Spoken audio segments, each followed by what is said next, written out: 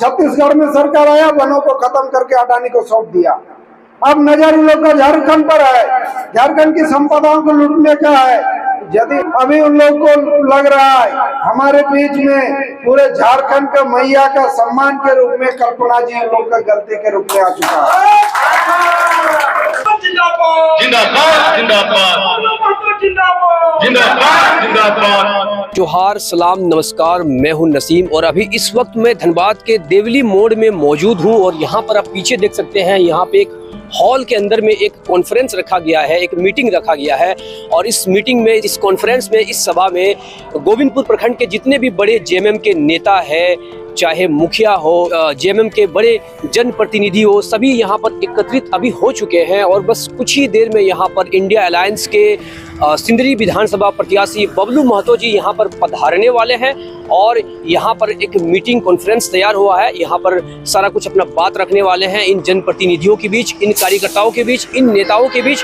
क्या हम लोग यदि देखें तो एक अरसे बाद लाल हरा मिल करके हम लोग चुनाव लड़ने मैदान में उतरे हैं। ये ताकत जो एक समय जिसको हम लोग झारखंड विरोधी ताकत के रूप में चिन्हित किए हुए थे, उनको कोयलांचल से खदेड़ने का काम या समेटने का काम किया था। फिर से वो ताकत सिर्फ कोयलांचल ही नहीं, जो अब तक पूरे झारखंड में एक मजबूत गढ़ के रूप में उत्तरी छोटा नागपुर है, उत्तरी छोटा नागपुर में हम लोग भाजपा के एक गढ़ को, उसकी ताकत को ध्वस्त करने का काम करेंगे। बीजेपी सरकार बनाने का जो दम भरती है, उत्तरी छोटा नागपुर के बल ही भरती है। इस बार उत्तरी छोटा नागपुर से ही उनको करारा जवाब देने का काम हम लोग करने वाले हैं और यहीं से बीजेपी परास्त होगी। जहां तक सिंदरी विधानसभा क्षेत्र की बात है, हम लोग का हार का एक ही कारण रहता था कि हम लोग बीजेपी विरोधी जो वोट है, उस वोट को हम लोग एक जगह समेट नहीं पाते थे। इस बार इंडिया गठबंधन के तहत हम लोग चुनाव लड़ने जा रहे हैं और वो ताकत एकजुट है, लेकिन एकजुटता ऊपर से अभी और बना है, इसको भूत तक हम सबको मजबूत करने की जरूरत है। बहुत तरह के वो लोग प्रयास करते हैं, हथकंडा अपनाते हैं ताकि वोट में बिखराव हो।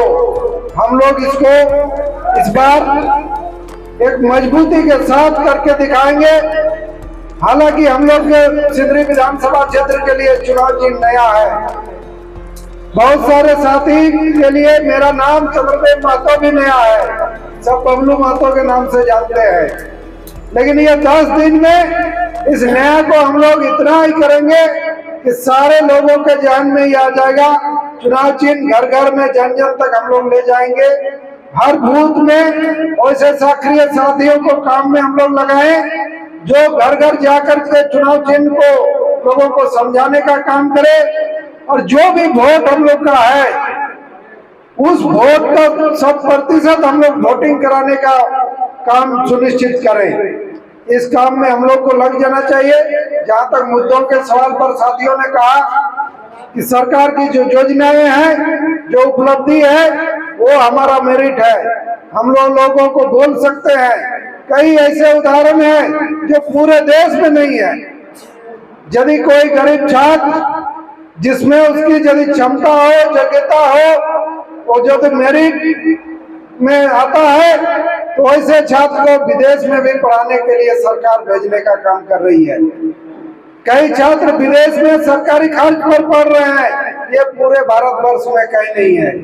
ये काम हेमंत सोरेन जी ने किया और ऐसे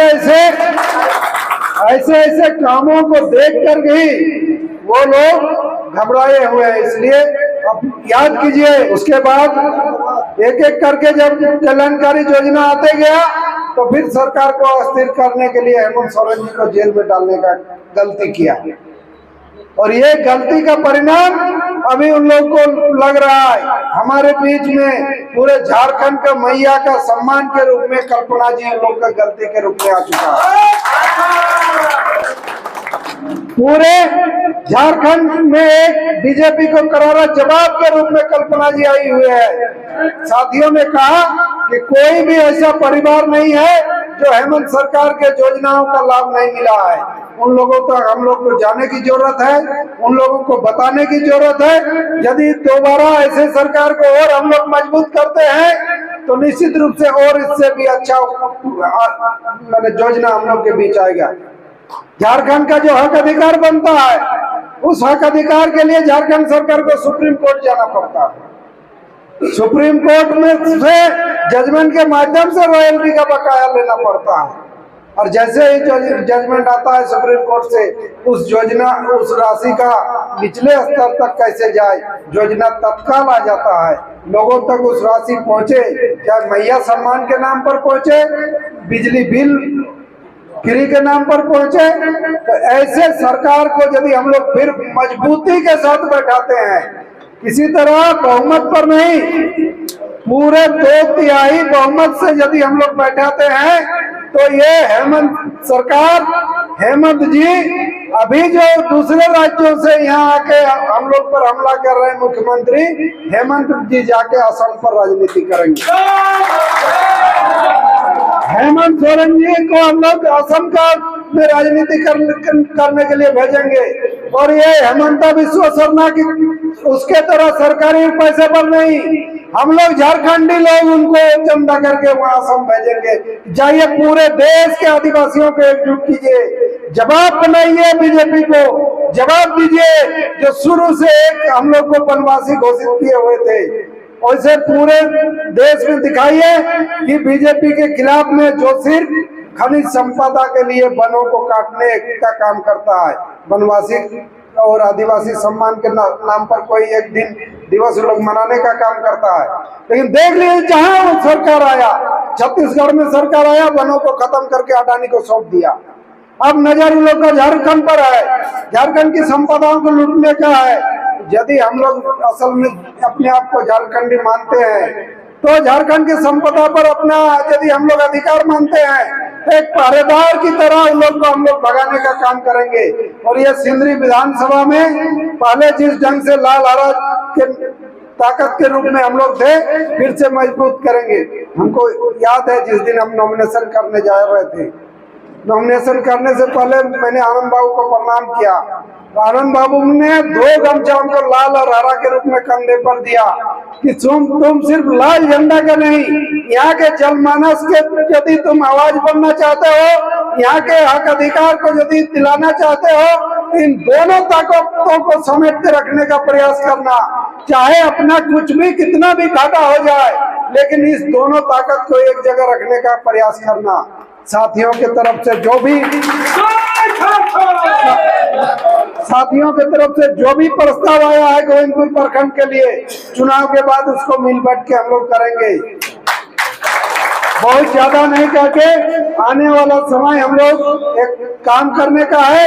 जो चुनौती है, उस चुनौती के लिए हम लोग तैयार हैं। हम लोग सब मिलजुल के यहाँ भाजपा को शिकस्त देने का काम करेंगे, और 25 साल से जो भाजपा के झोली में सिंदरी सीट था, इसको हेमंत सोरेन जी के झोली में देने का काम करेंगे। इसी के साथ सभी साथियों को धन्यवाद।